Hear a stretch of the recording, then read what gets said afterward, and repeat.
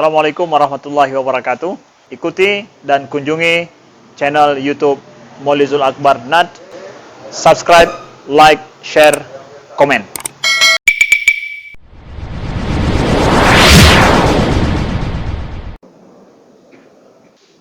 Assalamualaikum warahmatullahi wabarakatuh.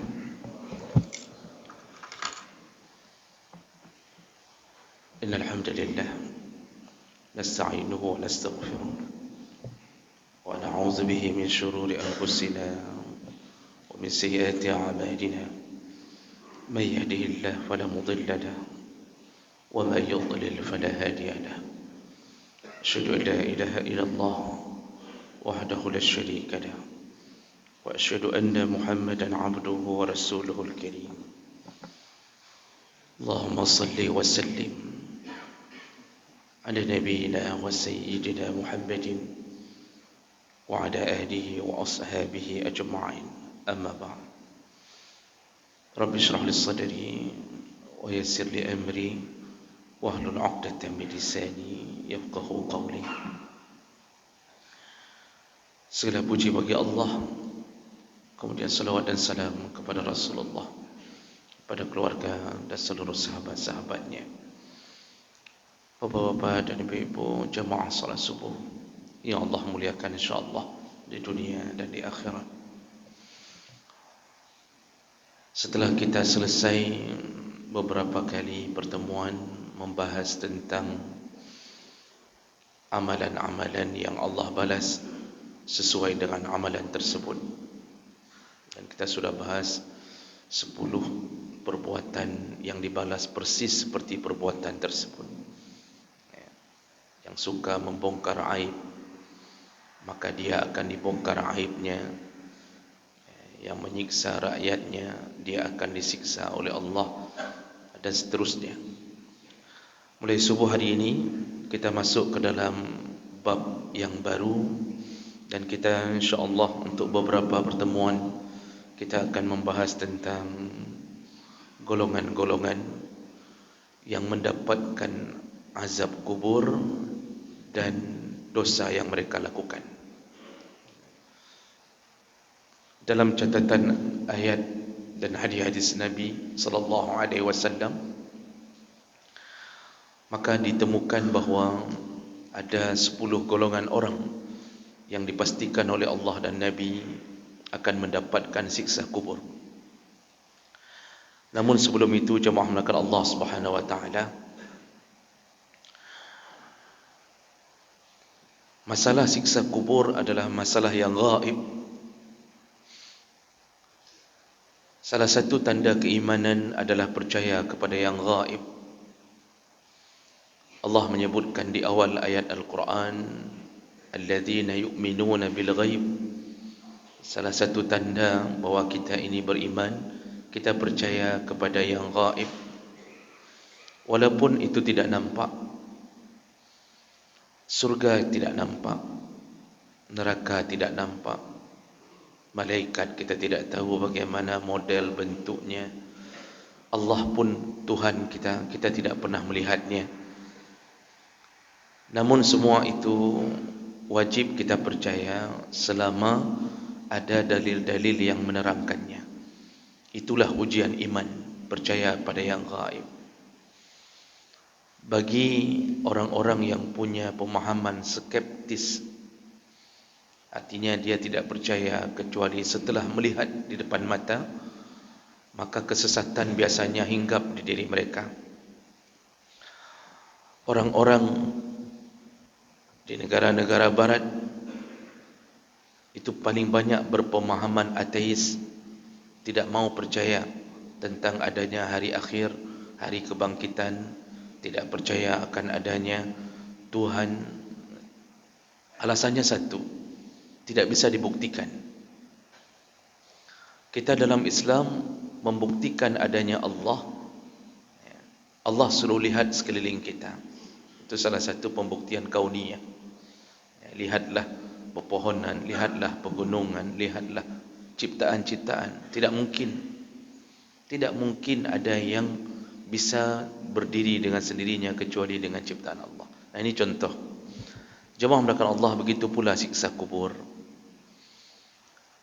Setelah kita menghadapi sakaratul maut, disitulah terakhir kita bersama dunia kita. Disitulah terakhir kita disibukkan oleh dunia. Setelah itu kita tidak lagi memegang komputer, kita tidak lagi memegang kertas-kertas, tiada guna lagi tanda tangan kita. Bahkan jenazah kita makin hari ke hari dilupakan oleh keluarga kita sendiri. Di hari pertama pun nama kita sudah tidak dipanggil, tapi kemana-mana cuma dipanggil, bawalah mayat itu, bawalah jenazah itu. Tidak lagi dipanggil nama. Hari-hari berikutnya teman-teman kita yang mengatakan cinta, rindu, mereka telah berada di kedai-kedai kopi. Kembali mereka bercengkrama dan tidak lagi menyebut nama-nama kita. Maka kemanakah kita setelah itu? Keluarga kita jangan fikir selama-lamanya akan mengenang kita. Foto kita pun kadang-kadang tidak lagi dipajang untuk mengingat-ingat wajah kita. Mungkin istri kita sudah ada yang melamarnya, bahkan sudah menikah lagi. Anak kita sudah memanggil papa kepada orang yang baru. Tinggallah kita. Di manakah kita tinggal? Allah Subhanahu wa taala ketika menyebut tempat tinggal kita fase ketiga setelah alam dunia. Jadi fase pertama kita, ini fase keempat bahkan. Ya, kalau dalam surat Al-Insan, Allah katakan fase pertama itu kita berada di tempat yang tidak ada namanya. Hal ata 'alal insan hinun minad dahri lam yakun syai'an mazkura. Ada suatu zaman, suatu masa, kata Allah, manusia itu berada pada suatu tempat lam yakun mazkura, tidak ada namanya. Berarti kita ini masih ada di satu tempat yang mungkin di sisi Allah disimpan dalam satu gudang, ya, tentang catatan kita, nama kita, tapi belum dimasukkan ke dalam alam rahim. Mungkin di Lauhul Mahfuz, tapi Allah menyebutkan alam itu tidak ada namanya. Lalu baru fase kedua dimasukkan ke alam rahim. 9 bulan kita bertahan di alam rahim. Fase ketiga baru lahir ke atas dunia. Di atas dunia, kata Abu Hurairah, kalau umat Muhammad hanya berada di antara 60 sampai 70 tahun saja lamanya. Hanya 1-2 yang Allah beri bonus bisa mencapai 80, 90. Mendekat kiamat, semakin banyak yang meninggal dalam keadaan tiba-tiba dan tidak berumur panjang. Dan masuklah kita setelah sakaratul maut ke dimensi yang keempat. Jadi dulu waktu kita lahir dari alam rahim, kita pun dalam keadaan tiba-tiba sudah terbuka mata, sudah berada di alam yang berbeda. Alam rahim kita berada di dalam 3 kegelapan. Dalam surat Az-Zumar disebutkan min ba'di dhulumat fi sulusi dhulumat. Kita ini berada dalam 3 kegelapan. Ya, berada dalam 3 membran. Dan kita dikirimkan makanan melalui plasenta. Jadi kita dalam keadaan gelap terus-terusan. Begitu meninggal, masuk kembali ke alam yang gelap. Dan gelap itu disebut dengan alam kubur, yaitu yang kita maksud dengan bahasa alam kubur adalah sepetak lubang yang berukuran mungkin 1,5 meter. Disitulah jasad kita disimpan. Dan sebenarnya kalau kita baca lebih lanjut keterangan Allah, Nabi dan ditafsirkan oleh para ulama, itu hanya tempat untuk menyimpan jasad.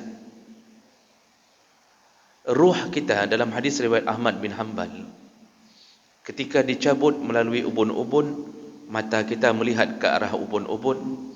Makanya rata-rata orang meninggal matanya membelalak ke atas, mengikuti ruh, yattabi'ur ruh, kata Rasulullah. Maka sunnah ketika kita mengunjungi orang meninggal pertama sekali dan ahli keluarga itu untuk menutupi mata ruh, karena ruh menutupi mata mayat, kerana mayat mengikuti ruh. Maka mata kadang-kadang terlihat ke atas, dia melihat ruhnya terbang. Ruh itu kemudian menghadap Allah, walaupun tidak bertemu langsung, kerana bertemu langsung itu nanti di dalam surganya Allah. Dalam hadis panjang riwayat Ahmad bin Hanbal sebutkan, setelah ruh bertemu Allah, kemudian ruh dicampakkan kembali ke dalam dunia, ke alam dunia. Lalu kemudian sebelum dikuburkan jenazah itu, ruh mendampingi jenazah. Rasulullah yang mengatakannya. Kata Rasulullah, ketika peti mayat diangkat, kalau ruh itu orang yang saleh, maka dia akan berteriak, qaddimuni, qaddimuni, bawalah aku segera. Nepeplunglung, kata ruh. Kalau orangnya orang saleh. Kenapa dia mengatakan itu? Dia ingin istirahat segera. Yang kedua, dia ingin segera mendapatkan janji Allah. Dia sudah lelah di dunia untuk menunaikan ketaatannya pada Tuhannya. Dia ingin segera mendapatkan janji. Dia lelah melakukan salat 5 waktu sehari-hari dia lakukan, datang dari tempatnya dalam keadaan terik matahari, dia tetap melakukan jamaah. Di malam hari dia bangun untuk melakukan qiyamul lail. Senin Kamis dia bertahan untuk tidak makan dan minum. Kadang-kadang ayyamul bid dia tambahi. Lalu hartanya sebahagian diberikan kepada orang-orang yang Allah tunjuk, padahal gaji itu gajinya, keringatnya, tapi dia berikan kepada orang yang Allah minta untuk diberikan. Lalu dia bertahan untuk mengabdi kepada anak dan isterinya. Kalau seorang isteri bertahan bersabar di balik kekerasan suaminya, anak-anak berbakti ke orang tuanya, semua lelah. Orang saleh itu lelah di dunia. Dan mereka ketika sudah dijanjikan Allah tadi, ketika bertemu dengan suara Allah, Allah katakan bahawa ini ahli surga. Disitulah dia berharap segera jenazahnya dibawa agar dia segera mendapatkan janji Allah. Apa janji Allah? Nabi yang mengatakannya. Nanti malaikat akan bertanya 4 pertanyaan. Pertanyaan anak TK, bukan pertanyaan anak kuliah, pertanyaan anak TK.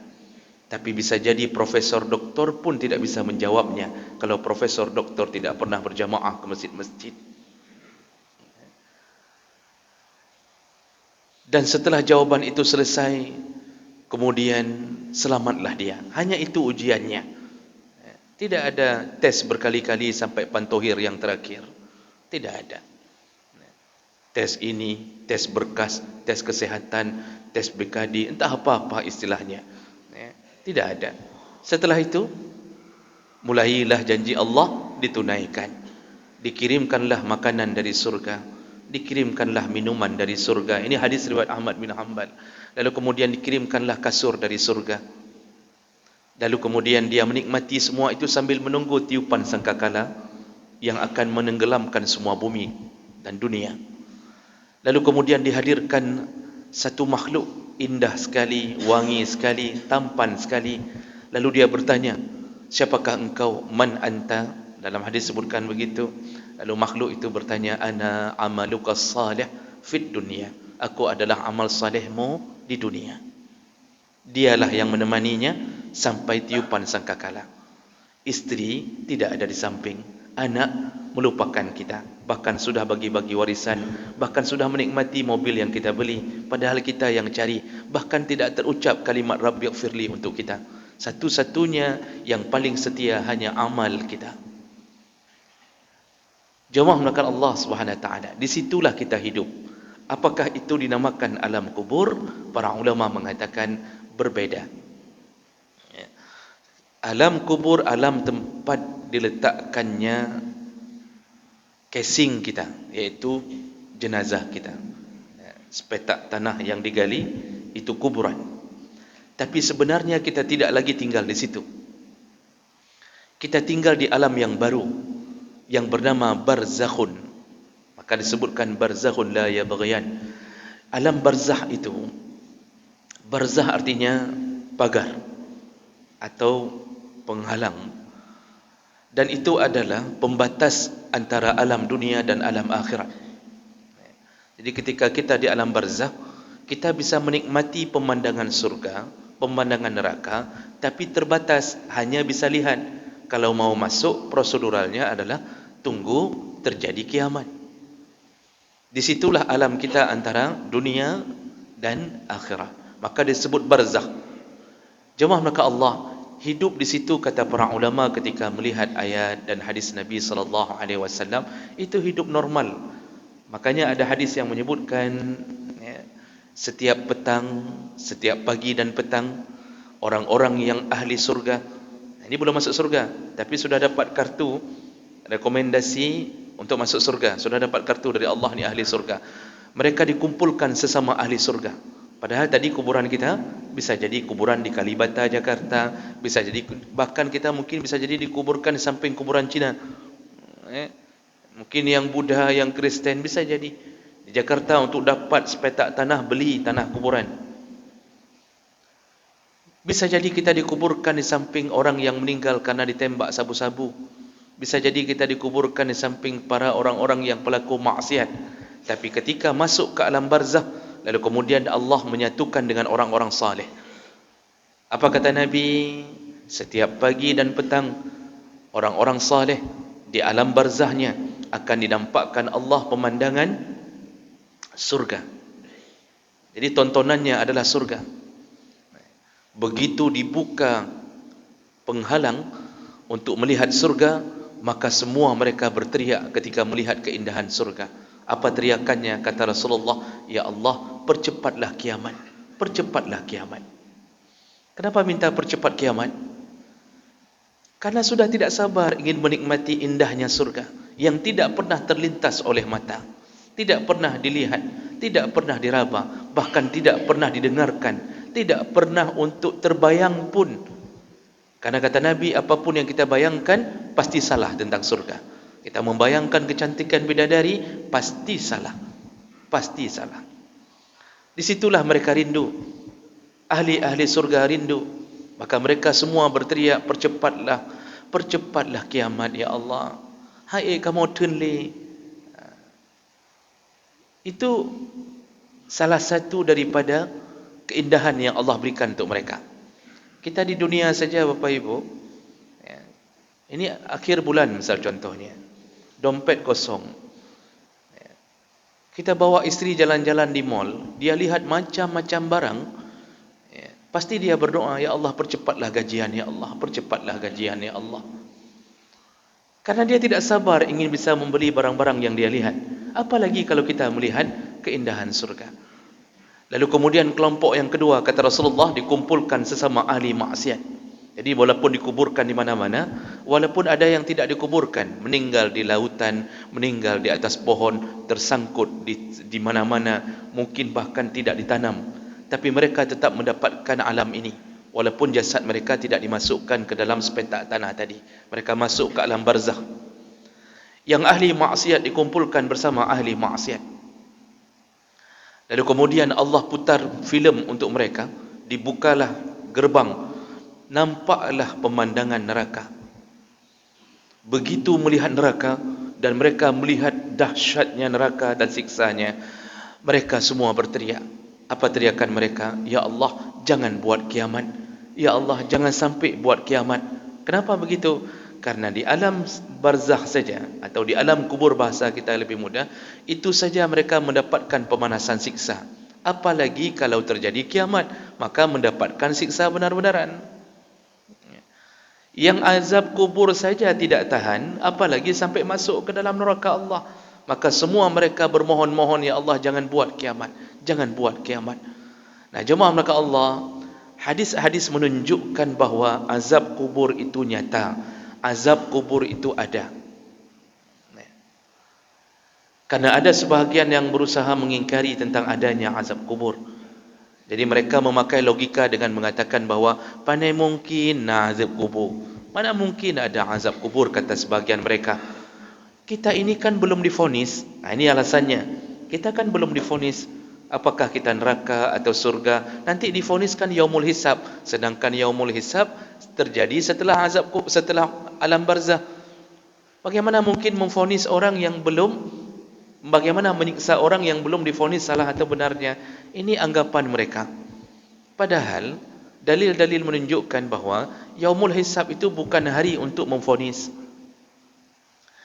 Yaumul hisab itu bukan hari untuk mengadili tentang apakah kita benar salah ataukah kita memang orang yang melakukan kebenaran. Bukan itu kata hadis-hadis Nabi sallallahu alaihi wasallam. Jadi yaumul hisab itu untuk apa? Hanya li'alla yakuna hujjah. Di situ Allah hanya ingin menampakkan bahawa kita benar-benar ahli neraka. Allah tampakkan semua klip video yang ada di dunia tentang kita pernah melakukan maksiat dan belum pernah bertaubat. Tentang kita pernah berzina jam sekian, menit sekian, detik sekian dan sampai meninggal tidak taubat. Allah tampakkan klipnya. Lalu kita tidak bisa mengingkarinya. Itu hanya hari untuk menampakkan.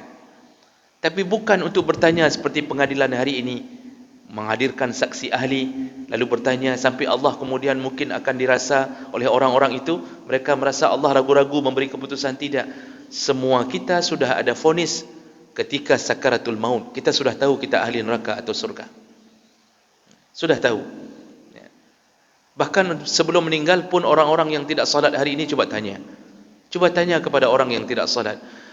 Kamu kalau meninggal, kira-kira surga apa neraka?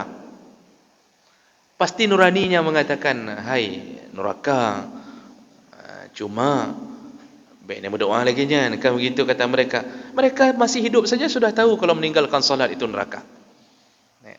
Jadi jemaah menekan Allah, azab kubur itu nyata dan ada, dan itu disebutkan dalam banyak dalil. Di antaranya Allah Subhanahu wa taala menyebutkan bahawa kita ini akan ada azab, orang-orang kafir mendapatkan azab dua kali. Kata Allah Subhanahu wa taala, sanu'azibuhum marratain. Kami azab mereka dua kali kata Allah. Summa yuradduna ila azabin azim. Barulah mereka akan disiksa dengan sepedih-pedihnya. Azab dua kali mana? Kata ulama, yang pertama yang maksud Allah adalah azab kubur. Kali kedua baru azab neraka. Di sanalah mereka mendapatkan siksa yang begitu dahsyat. Dalam surat yang dibacakan oleh imam tadi, Allah juga menyebutkan dalam surat As-Sajdah bahawa azab bagi orang kafir minal azabil adna dunal azabil akbar. Ada azab yang di atas dunia, iaitu azab yang bukan di atas dunia, ada azab yang rendah dan ada azab yang besar. Azab yang rendah tadi apa? Di alam kubur. Sedangkan azab yang akbar adanya di neraka Allah. Lalu Rasulullah sallallahu alaihi wasallam menyuruh berdoa untuk memohon perlindungan dari azab kubur. Sampai selesai salam, sampai ketika sebelum salam, Rasulullah selalu meminta kita untuk berlindung dari 4 perkara. Allahumma inni a'udzubika min azabi jahannam wa min azabil qabri, kata Rasulullah. Itu Rasulullah suruh berlindung dari azab kubur dengan dalil-dalil yang sahih, menunjukkan apa? Adanya azab kubur, adanya azab kubur. Maka jemaah maka Allah Subhanahu wa taala, jangan pernah meragukan bahawa kita ini diancam oleh Allah dengan adanya azab kubur. Dan begitu banyak dalil-dalil yang menyebutkan itu, sampai Rasulullah sallallahu alaihi wasallam menyebutkan, seandainya aku tidak melihat bahawa kalian saling menguburkan, kalau bukan karena kalian saling tolong-menolong menguburkan jenazah sahabat kalian, kata Rasulullah, maka aku memohon kepada Allah untuk memperdengarkan azab kubur. Ini hadis ini Rasulullah mengatakan apa? Rasulullah sengaja meminta supaya tidak diperlihatkan dan tidak diperdengarkan azab kubur, karena kalau diperdengarkan azab kubur, kita tidak lagi mau menolong sahabat kita yang meninggal dunia untuk dikuburkan. Sebutkanlah misal contoh pengalaman sekali saja, ketika ada sahabat kita di kampung yang mungkin tidak pernah solat, ketika kita masukkan ke liang kubur, tiba-tiba terdengarlah